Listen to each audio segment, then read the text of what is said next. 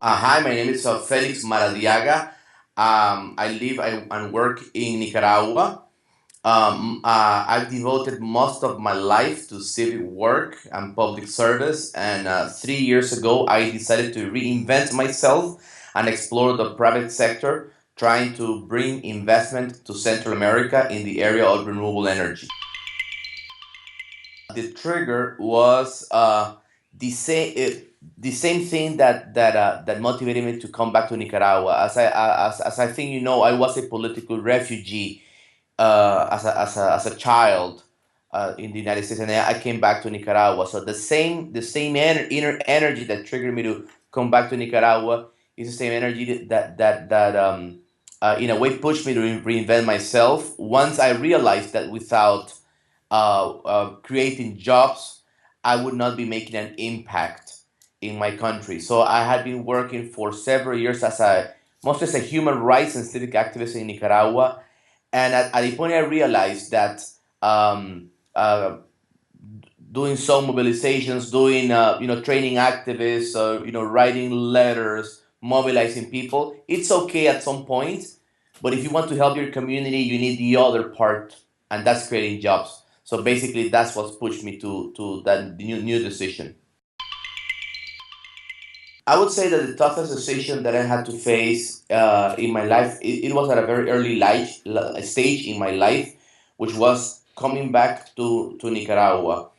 When I was 12 years old, I escaped from the civil war in Nicaragua by illegally emigrating to the United States.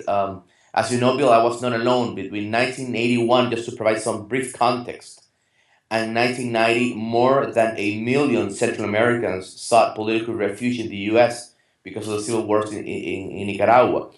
But I emigrated without my family, by myself, with a group of people from El Salvador, Guatemala, Nicaragua, but without any relatives.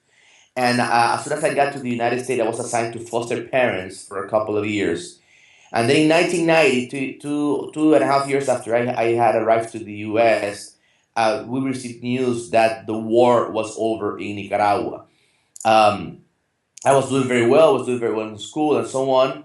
And I come from a low income community in Nicaragua. So it was a tough decision whether I should remain authentic to the passion of working in the community and going back to the community that where I was born, or remain in the United States. So I think it was a very tough decision that in a way serves as a benchmark or guideline for everything I do in the future. And at the time, it was a almost an entirely emotional decision, but it was very very strong. So when I say that it serves as a guideline or benchmark, I think that when you have a powerful desire in your heart to do something, even if intellectually you're not fully convinced, that's how you deal with tough decisions. I think that risk and courage, if they are closely related to your passion, to your authenticity for doing, creating, or achieving what you love, comes very natural. Sometimes when we're not convinced about what we want, then suddenly fear becomes apparent. I can still remember almost as it was yesterday when I was standing in front of the Rio Grande in Mexico on Christmas Eve, 1987, in the middle of the night, and I remember that most of the people that was in that area didn't have the courage to start swimming.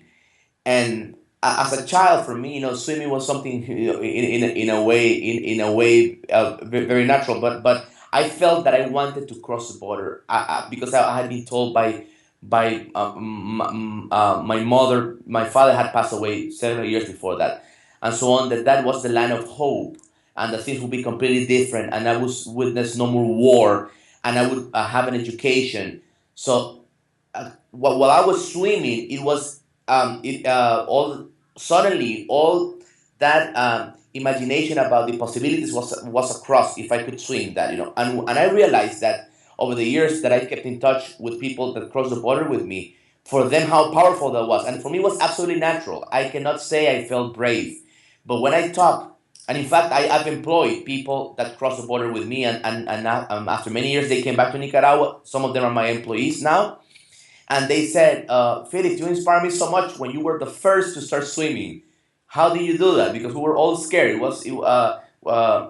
And in a nutshell, what I can say is that courage and being brave for a void reason or for an unclear reason turns into fear. But when you are passionate about what you want, the face of fear, it's not challenging at all.